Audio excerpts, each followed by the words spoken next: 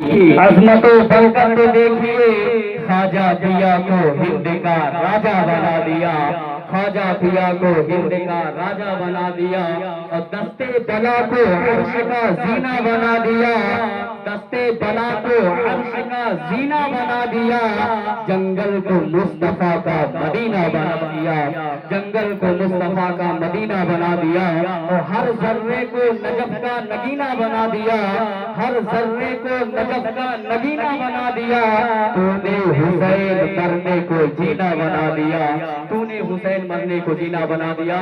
حضرات محترم، اللہ تعالیٰ کی بارگاہ میں دعا ہے، مولا اس محفل پاک میں جن جن حضرات نے شرکت کی ہے، جن جن حضرات نے حصہ لیا ہے، رب کعبہ کی بارگاہ میں دعا ہے، مولا اپنے حبیب پاک صلی اللہ علیہ وسلم کے صدقے طفیل سے جن جن حضرات نے اس محفل پاک میں حصہ لیا ہے، ان کی تمام جائز مقاصد کو پوری فرما دے، آمین یا رب العالمین۔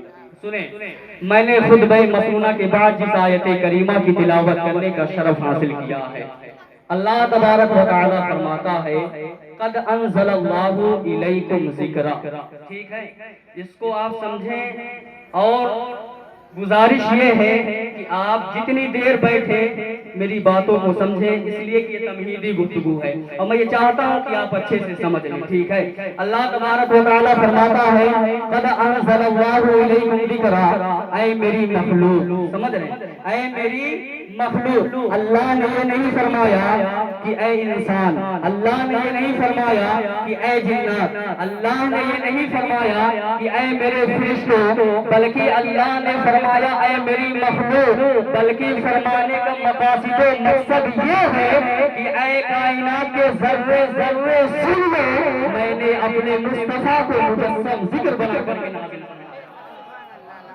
مجسم ذکر بنا کر کے نازل فرمایا ہے۔ دیکھیں، صرف سبحان اللہ سے کام نہیں چلے گا، آپ کو سمجھ میں آئے تبھی بولیں، سمجھ رہے ہیں، مجھے معلوم ہے کہ کچھ کو سمجھ میں آئے گا، کچھ کو سمجھ میں نہیں آئے گا، فرض ہی سبحان اللہ بولیں گے، سمجھ رہے ہیں، پہلے سمجھنے کی کوشش کریں پھر بولیں۔ حضرات محترم، اللہ تبارک و تعالیٰ فرماتا ہے اے میری مخلوق، میں نے اپنے حبیب کو مجسم ذکر بنا کر کے نازل فرمایا ہے۔ اب میں آپ کو سمجھاتا ہوں، ذکر دو طرح کے ہوتے ہیں، ایک ذکر خفی ہوتا ہے، ایک ذکر جلی ہوتا ہے، ایک ذکر ناطق ہوتا ہے، اور ایک ذکر صامت ہوتا ہے۔ ذکر جلی بولتے ہیں بولنے والے ذکر کو، اور ذکر خفی بولتے ہیں خاموش ذکر کو، اور خاموش ذکر ہے کون؟ وہ قرآن کریم ہے، یعنی قرآن کریم خاموش ذکر ہے اور میرے مصطفیٰ بولنے والے ذکر ہیں، سبحان اللہ۔ یہ دونوں نازل ہوئے ہیں، نہ یہ پیدا ہوا نہ میرے مصطفیٰ پیدا ہوئے، یہ بھی ظاہر ہوا ہے، وہ بھی ظاہر ہوئے ہیں، یہ بھی نازل ہوا ہے، وہ بھی نازل ہوئے ہیں، لیکن دونوں کی شان الگ الگ، بولے نا سبحان اللہ، دونوں کی شان الگ الگ ہے، دونوں کی عظمت الگ الگ ہے، دونوں کا مقام و مرتبہ الگ الگ ہے۔ میں آپ کو سمجھاتا ہوں، قرآن کے پارے ہوتے ہیں، قرآن کے 30 پارے، 114 سورتیں، 6666 آیتیں کریمہ ہیں، اور میرے مصطفیٰ کے پارے حسن و حسین ہیں۔ مصطفیٰ بھی تو وجودی قرآن ہے، مصطفیٰ بھی صاحب قرآن ہے، اس لیے میرے مصطفیٰ کے پارے حسن و حسین ہیں، اور سورت فاطمہ الزہرا ہے، سبحان اللہ، سورت فاطمہ الزہرا ہے۔ تو ہمارا رسول بشری اعتبار سے پیدا ہوا ہے اور ذکر ہونے کے اعتبار سے نازل ہوا ہے۔ بات سمجھ میں آ رہی ہے؟ بات سمجھ میں؟ گنٹو بھائی ہنس رہے ہیں تو مطلب سمجھ رہے ہیں نا، گنٹو بیگ والے بھائی دیکھیں، ہنس کر کے سنیں لیکن سمجھنے کی کوشش کریں، سمجھ رہے ہیں؟ تو ہمارا رسول بشری اعتبار سے پیدا ہوا ہے اور ذکر ہونے کے اعتبار سے نازل ہوا ہے، اور میرے مصطفیٰ کریم کا نور نازل نہ ہوگا، میرے مصطفیٰ کریم کا نور ظاہر نہ ہوگا تو میں آپ کو نقطے کی بات کرنے لگا ہوں۔ اگر مصطفیٰ کریم کا نور ظاہر نہ ہوگا، مصطفیٰ کریم کا نور پیدا نہ ہوگا، مصطفیٰ کریم کا نور نزول نہ ہوگا، تو اللہ تعالیٰ اپنے ربوبیت کا اظہار بھی نہ کرے گا۔ بہت بڑی بات کر گیا ہوں، سمجھ رہے ہیں؟ اللہ تعالیٰ اپنے ربوبیت کا اظہار بھی نہ فرماتا، اپنے رب ہونے کا اعلان بھی نہ فرماتا، اپنا خالق ہونے کا اعلان بھی نہ فرماتا، تو پتہ چلا مصطفیٰ کو اللہ نے اس زمین پر بھیج کر کے اپنے رب ہونے کا اعلان فرما دیا ہے، اپنے خالق ہونے کا اعلان فرما دیا ہے، مالک ہونے کا اعلان فرما دیا ہے۔ اچھا میں آپ سے پوچھتا ہوں حضرات محترم، جب کائنات نہ تھی، جب کائنات نہ تھی تو بھی خدا تھا نا، جب کائنات نہ تھی تو بھی خدا تھا، اور جب کائنات نہ ہوگی تو بھی خدا ہوگا۔ اور حضرات محترم جب کائنات نہ تھی تو خدا کی حقیقت کیا تھی، خدا کیا تھا؟ تو فرمایا جا رہا ہے کنتو کنزا مخفیا، جب کائنات نہ تھی تو اللہ ایک چھپا ہوا خزانہ تھا، ایک چھپا ہوا خزانہ تھا۔ جب رب نے چاہا میں اپنے آپ کو ظاہر کروں، جب رب نے چاہا میں اپنے آپ کو ظاہر کروں، میں اپنے آپ کو پہچانواؤں کہ میں رب ہوں، سب سے بڑا ہوں، میں خالق ہوں، میں مالک ہوں، تو اللہ نے اپنے نور سے نبی کے نور کو پیدا فرمایا۔ حضرت نے کہا نا اول ما خلق اللہ نوری، اللہ تعالیٰ نے اپنے حبیب کے نور کو سب سے پیدا فرمایا۔ میں آپ کو بتاتا ہوں مصطفیٰ کریم نے حضرت جبریل امین علیہ السلام سے سوال کیا جبرائیل یہ بتائیے کہ آپ کی ایج کیا ہے، آپ کی عمر کیا ہے؟ تو حضرت جبریل امین علیہ السلام نے عرض کیا رسول اللہ یا حبیب اللہ مجھے اندازہ نہیں، لیکن مجھے اتنا معلوم ہے، میرے علم میں اتنا ہے کہ جو چوتھے حجاب میں 70,000 مرتبہ کے بعد 70,000 سال کے بعد ایک نور چمکتا تھا جسے میں نے 72,000 مرتبہ دیکھا ہے، جسے میں نے 72,000 مرتبہ دیکھا ہے۔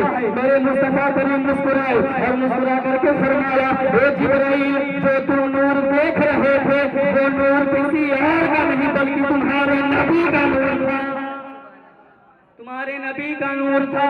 حضرات محترم اللہ تعالیٰ نے اپنے نور سے نبی کے نور کو پیدا فرمایا۔ جب کائنات نہ تھی تو اللہ تعالیٰ نے اپنے حبیب کے نور کو پیدا فرمایا تو رکھا کہاں؟ تو سنیں مفسرین، محدثین، مجددین، اکابرین علماء خطبہ لکھتے ہیں کہ اللہ تعالیٰ نے اپنے حبیب کے نور کو اپنے عرش کے پاؤں کے نیچے رکھا، اپنے عرش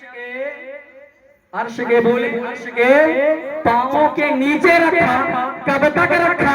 جب تک رب نے چاہا۔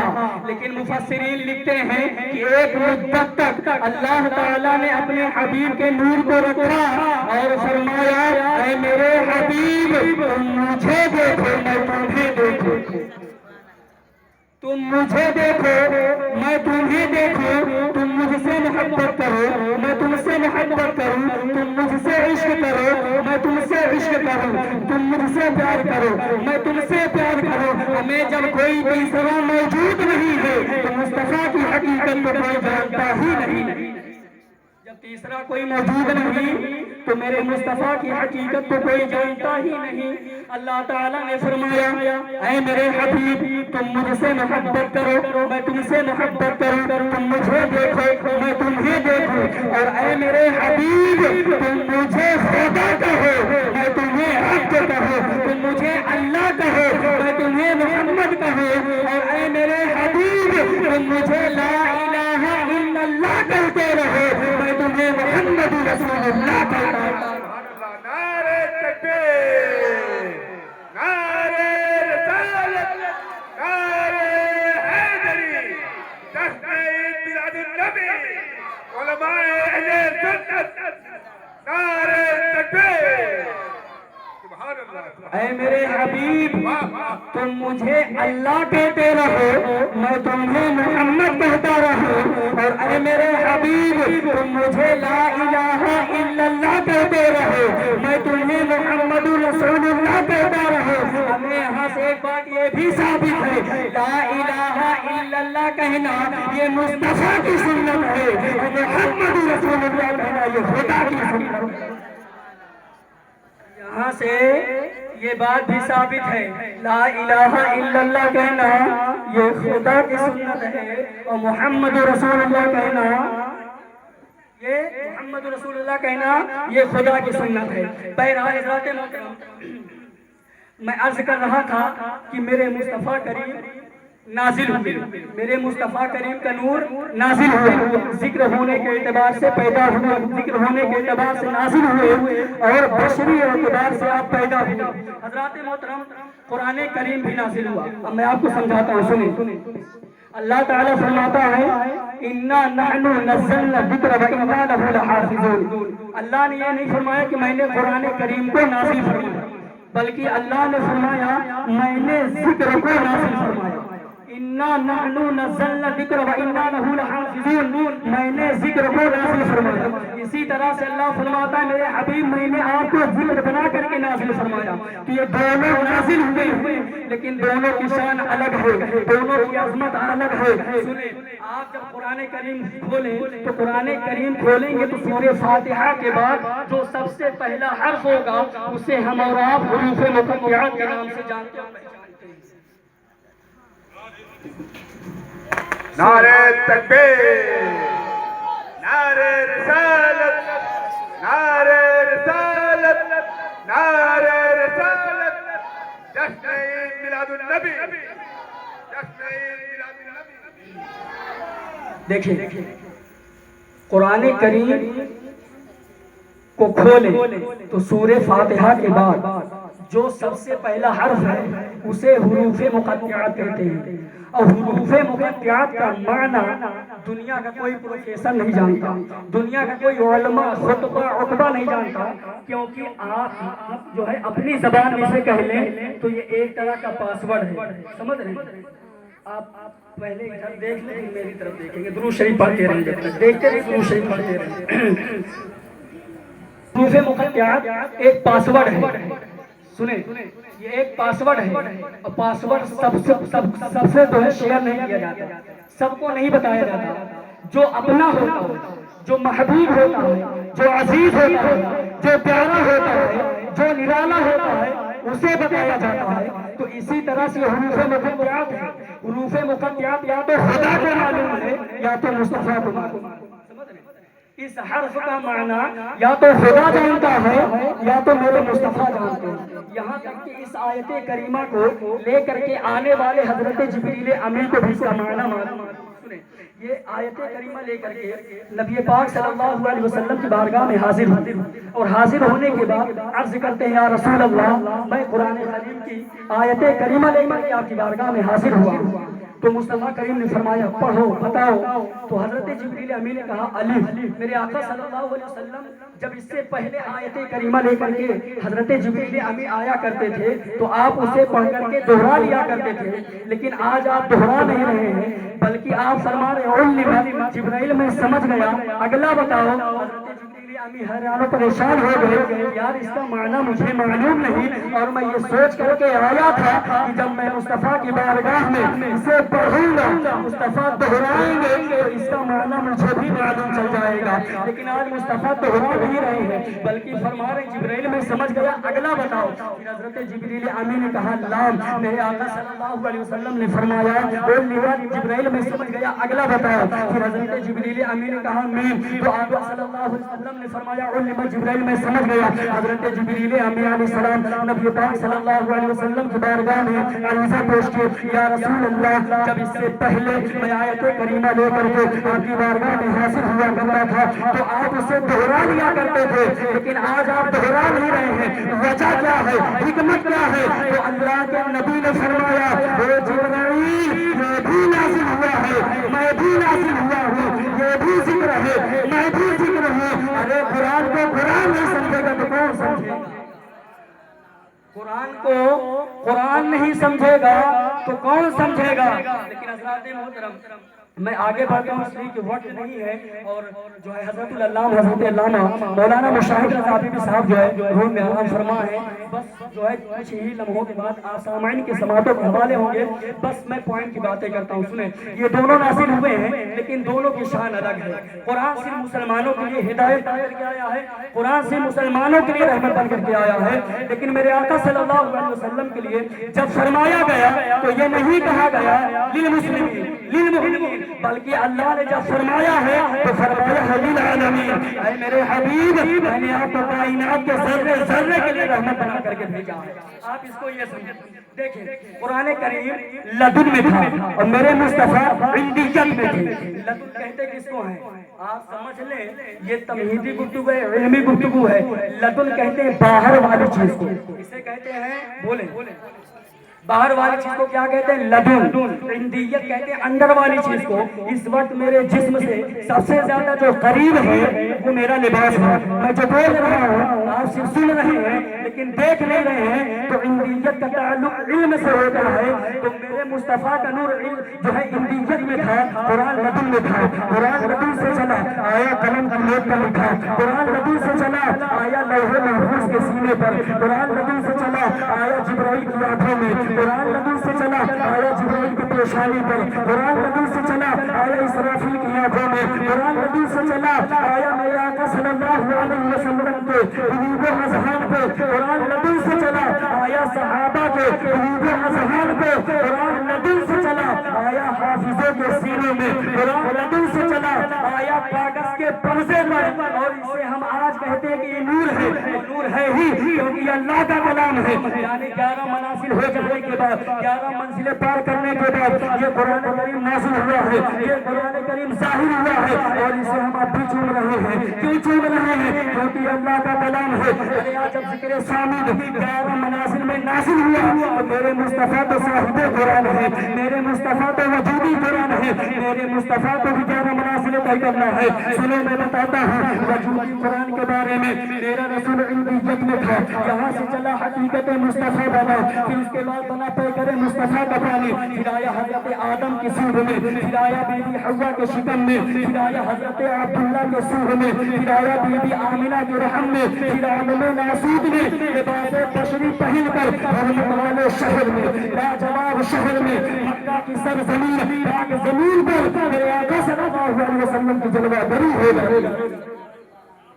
میرے آقا صلی اللہ علیہ وسلم کا نور ظہور میں آتا ہے۔ اور حضرات محترم میں آپ کو بتاؤں اللہ تعالیٰ نے فرمایا ایک جو ہے نقطے کی بات ہے، اللہ فرمایا کہ اے میرے حبیب میں نے آپ کو اپنے نور سے پیدا کیا۔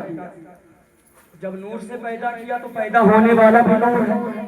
تو نبی پاک صلی اللہ علیہ وسلم سے اللہ تعالیٰ نے فرمایا کہ اے میرے محبوب میں تمہیں لباس بشری پہنوا کر کے عالم ناسوت میں یعنی دنیا میں حضرت آمنہ کے گود میں بھیجنا چاہتا ہوں۔ تو نبی پاک صلی اللہ علیہ وسلم کے نور نے عرض کیا کہ اے میرے مالک، اے میرے خالق میں تو نور ہوں، میری حقیقت تو نور ہے، بلکہ نور علی نور، میں نور ہوں۔